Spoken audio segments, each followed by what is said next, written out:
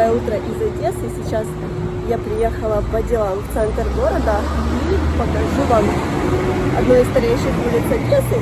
Поговорим о том, что сейчас происходит в нашем городе. Несмотря на то, что утром у нас уже много автомобилей и много людей, потому что с этой погодой все стараются сделать как можно больше дел с утра, пока еще хоть немножечко чувствуется где-то капелька прохлады. Есть такое утверждение, что у природы нет плохой погоды.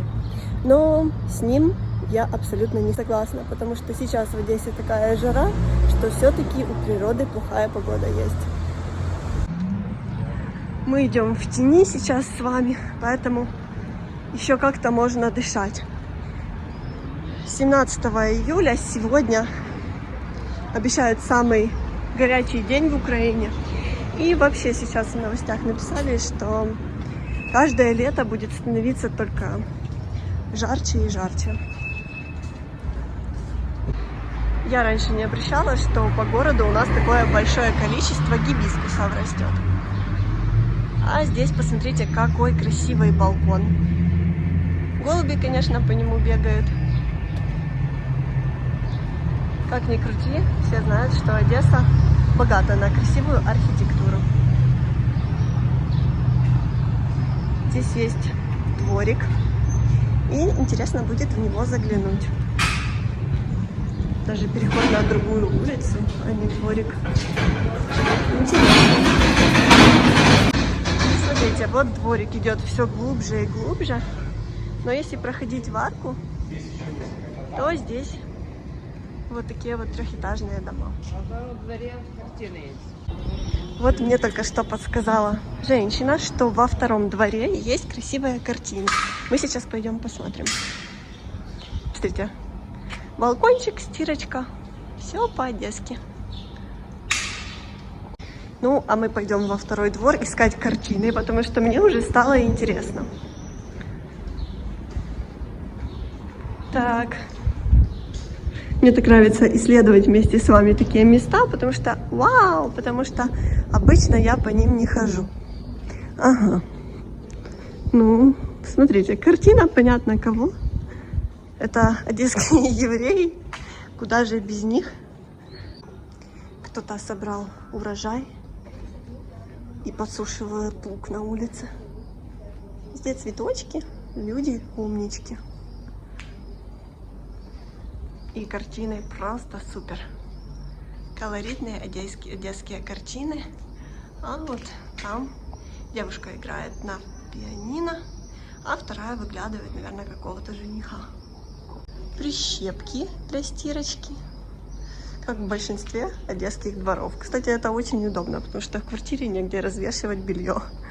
На самом деле очень важно и очень хорошо, когда люди умеют ухаживать за своей придомовой территорией, за своими дворами, потому что заходишь, везде чисто, нет мусора, все выкрашено, и так приятно становится, честно.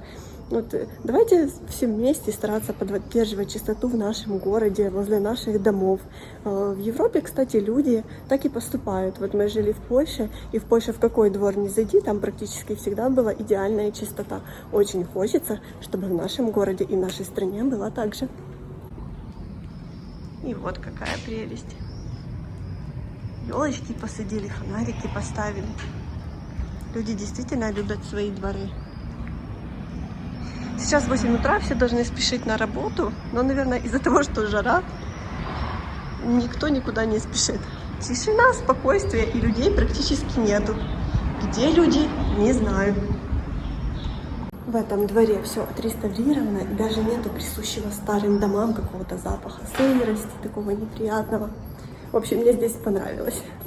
Вот мы прошли все дворы и вышли совершенно на другую улицу. И заметьте, с одной стороны ни одного человека, и с другой стороны нету людей, только 2 человека где-то далеко.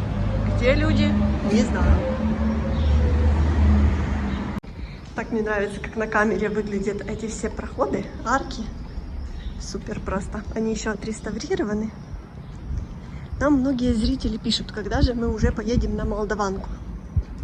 Мы поедем на Молдаванку с Ириной. Просто нужно собраться с мыслями, потому что все знают, что это такой район Одессы, в котором нужен телохранитель.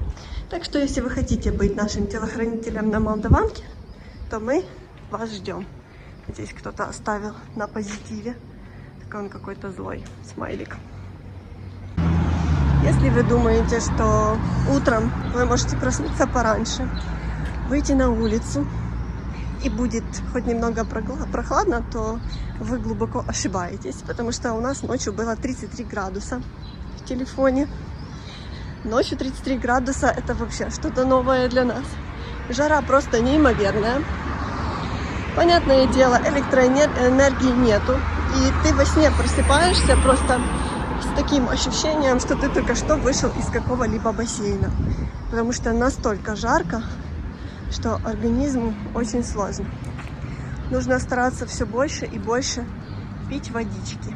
Смотрите, какие кормушки милые висят. А вон голуби бегают. На улице Пастера много интересных зданий. И одно из них — это здание библиотеки. Сейчас я вам его ближе покажу. Вот Государственная научная библиотека. К сожалению, окна, как обычно, забиты фанерой в центре города. Но посмотрите, как выглядит все равно эта прекрасная библиотека.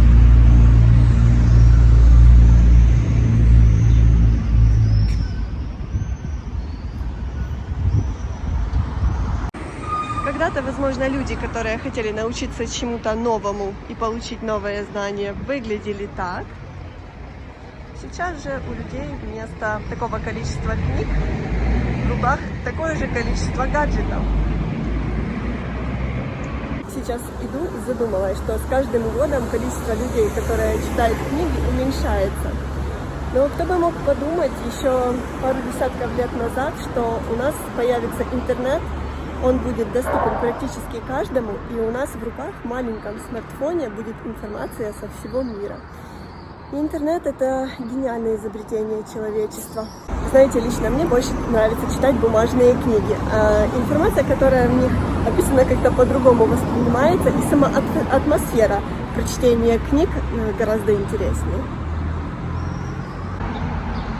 Как я сказала, улица Пастера очень интересная, и это одна из самых первых улиц города. И ее первым названием была улица Херсонская. Это, кстати, перед нами сейчас украинский театр.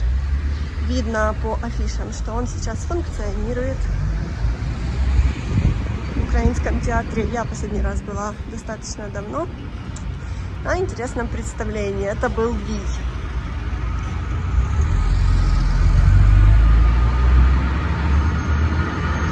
А вот есть афиша, все действует, все работает.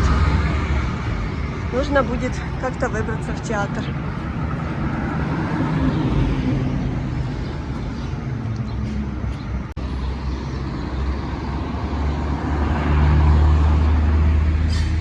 В Одессе так и продолжается отключение света. И как бы это страшно ни звучало, мы уже начинаем к этому привыкать.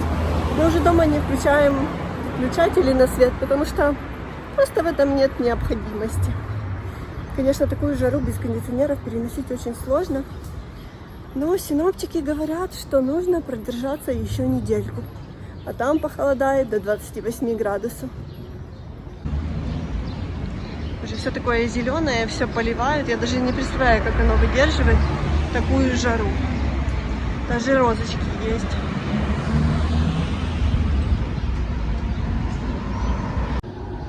Воздушные тревоги у нас так и продолжаются каждый день.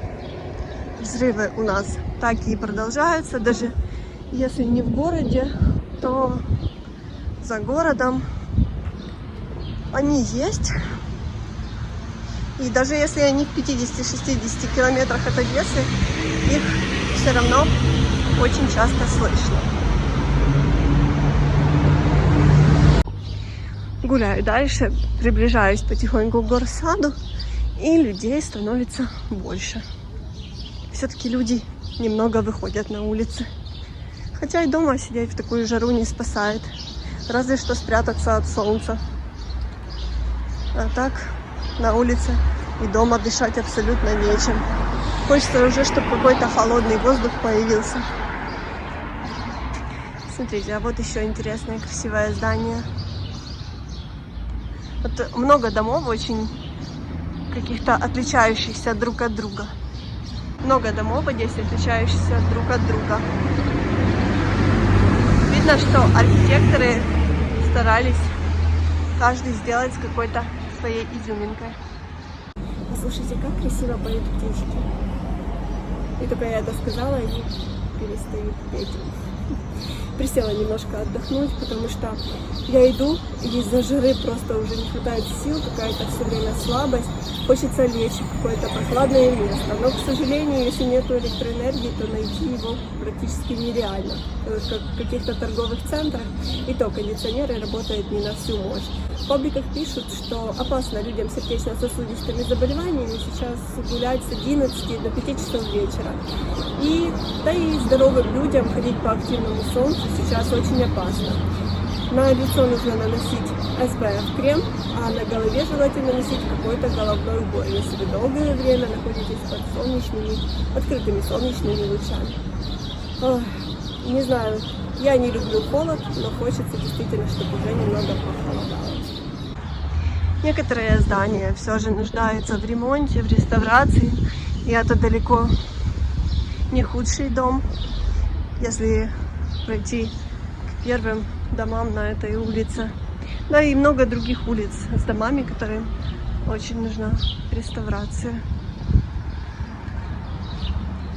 Везде лепка у нас красивая, все у нас красиво, просто нужно немного больше ухода. У меня снова безумно греется телефон, и причем где бы ни снимала, дома или на улице, утром, вечером или в обед, но все равно греется одинаково. Процессор, наверное, не выдерживает такую температуру.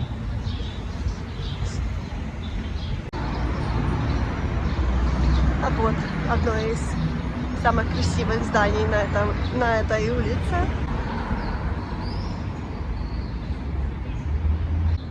В какие бы вы города ни приехали, всегда есть центр, который идеальный.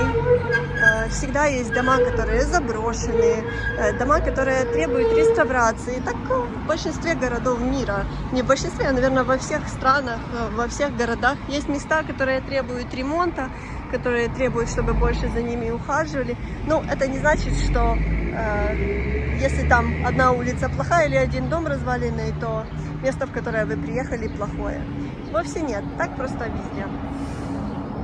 Сейчас можно увидеть много рекомендаций, потому что нужно пить очень большое количество жидкости, потому что сейчас у нашего организма очень серьезное обезвоживание. Соблюдайте это, иначе вам может быть очень плохо. А вот, для тех, кто не знал, прочитайте внимательно. Одесса – это Украина. Наши дорогие зрители, мы всем желаем хорошего, прохладного дня для людей в странах, в которых такая же жара, как в Украине.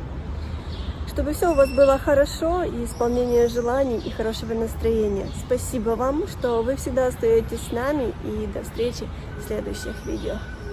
А я иду куда-то искать какой-то кондиционер, потому что у меня уже даже волосы полностью мокрые.